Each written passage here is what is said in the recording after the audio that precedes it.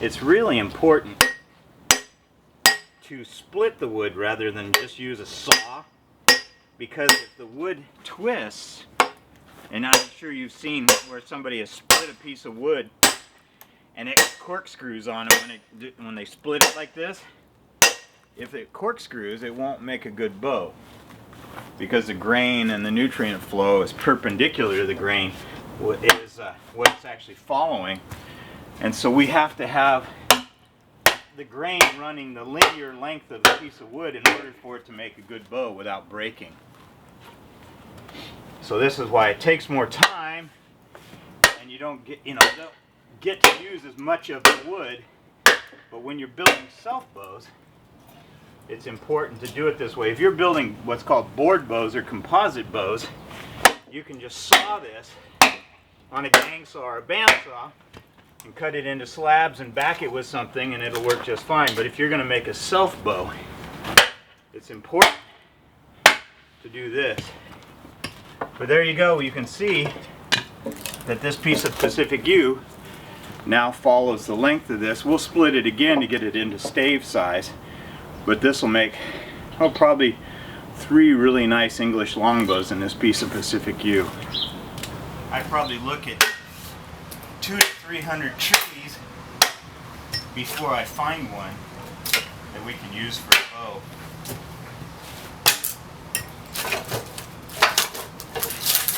And there you go. That's the beginnings of a really, really nice yew wood longbow.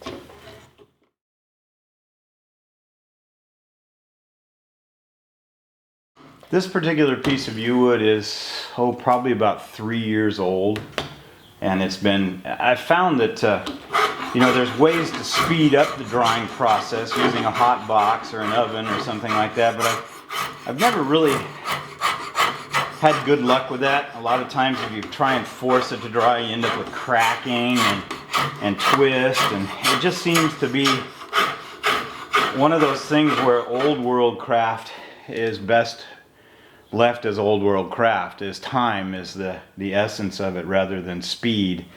And so I like to let my wood air dry. I know you can do it faster. We did a test one time. We were doing arrow shafts, a friend of mine and I, and we did a test where we sped up the drying process of some arrow shafts, and then we also did it the slow way, and we made arrow shafts out of those squares.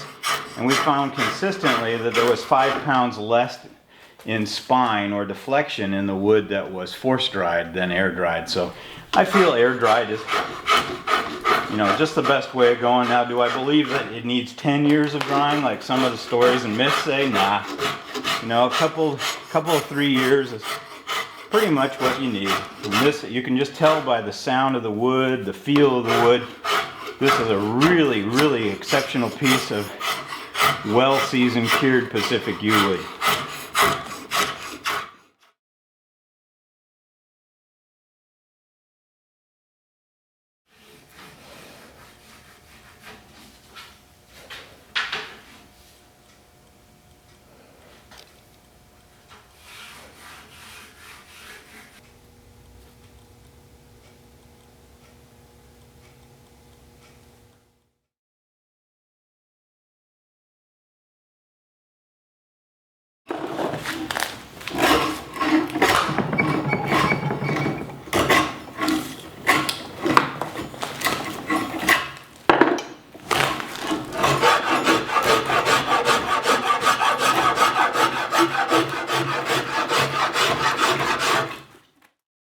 To learn more, visit our website at raptorarchery.com or stop by our store and museum in the beautiful Columbia River Gorge location of Hood River, Oregon.